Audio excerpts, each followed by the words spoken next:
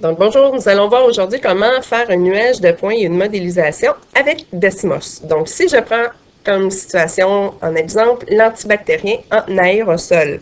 Donc, j'ai déjà ma table de valeurs qui est là et je vais donc aller construire mon nuage de points. Ce que je dois faire, c'est que je viens sélectionner les données que je veux mettre dans mon nuage de points.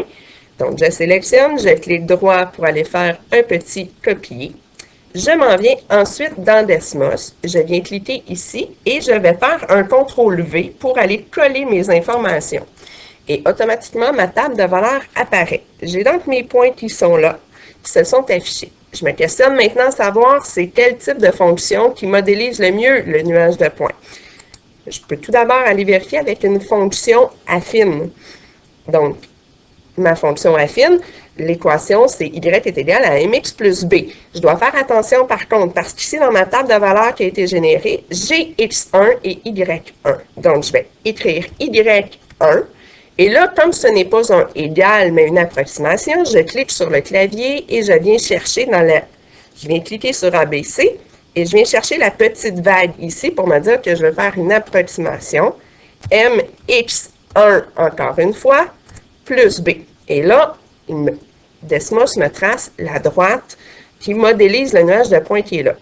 C'est peut-être pas le meilleur modèle. Donc, je vais aller me questionner à savoir s'il y en a un autre. Je peux venir enlever la droite en tout simplement cliquant ici sur la pastille noire. Donc, ça enlève la droite que j'avais. Et là, je peux maintenant essayer un deuxième modèle mathématique. Donc, si j'y vais avec ma fonction de variation inverse, donc encore une fois, je vais avoir y1.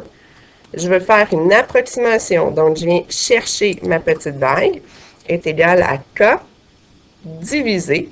Et à partir du moment où je clique sur le divisé, ça me fait automatiquement la fraction par x1. Et là, qu'est-ce que je me rends compte? Je baisse mon petit clavier. Bien, c'est que ce modèle-ci, et là, je peux remettre ma première droite que j'avais.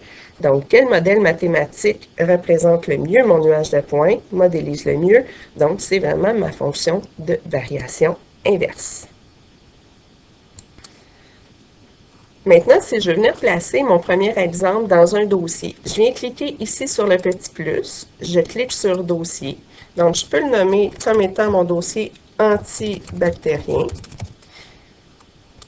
Ensuite, je vais venir déplacer. Donc, je me place vraiment dans la colonne de gauche et je déplace mon dossier au niveau supérieur. Et là, je peux venir glisser. Donc, ici, pour m'assurer qu'il est vraiment glissé, si on regarde comme il faut, donc il faut qu'il y ait une petite ligne qui apparaît, il faut que mes petites lignes soient vraiment vis-à-vis. Donc, ça veut dire que maintenant, ma table de valeurs fait partie du dossier antibactérien.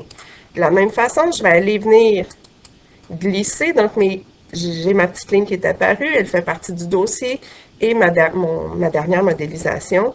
Et voilà, comme ça. Et là, je peux tout simplement venir fermer mon dossier. Et donc, toutes mes données sont à l'intérieur du dossier antibactérien. On peut continuer maintenant avec un deuxième exemple. Donc, je ne veux plus que mon premier exemple apparaisse. Donc, je peux tout simplement venir décocher et toutes mes données s'en vont. Je vais venir recentrer en cliquant sur la petite maison et mon plan réapparaît à l'origine comme au départ.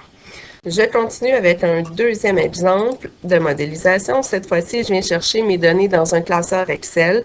Donc, je sélectionne. Ça fonctionne bien avec Excel lorsque j'ai des données entières ou bien lorsque j'utilise le point. Parce qu'évidemment, Desmos est une application américaine qui reconnaît le point et non pas la virgule. Donc, je sélectionne, je copie, je m'en viens dans mon Desmos, je fais un CTRL-V. Ma table de valeurs apparaît et mon nuage de points également. Donc, je vais maintenant venir essayer de trouver le modèle mathématique qui modélise le mieux la situation qui est représentée. Je regarde dans ma table de valeurs, cette fois-ci, j'ai X3 et Y3, donc ce sont les lettres que je vais devoir utiliser pour ma modélisation. Donc, je vais essayer avec Y3 est égal à MX3 plus B. Et là, j'ai oublié de prendre ma petite vague pour mon approximation. Donc, et voilà comme ça. Et donc, maintenant, j'observe ce que j'obtiens. C'est quand même un modèle qui peut être intéressant, mais je suspecte qu'il y en a un meilleur. Pourquoi? Parce que ici, les premiers points sont en haut de ma droite, ensuite ils sont en bas de ma droite et les derniers points sont supérieurs. Donc, il y a peut-être le modèle exponentiel avec une courbe qui pourrait bien modéliser. C'est ce que je vais aller vérifier. Donc, je déclic pour que ce soit plus clair. Je viens écrire mon modèle exponentiel. Donc, Y3 est pas égal, mais la petite vague que je viens chercher dans mon clavier. À B, parce que B est l'ordonnée à l'origine. J'écris base comme étant la base de ma fonction exponentielle. Pour aller chercher l'exposant, je reviens cliquer ici et je choisis la touche A exposant B. Et c'est ici que je vais aller écrire mon X3.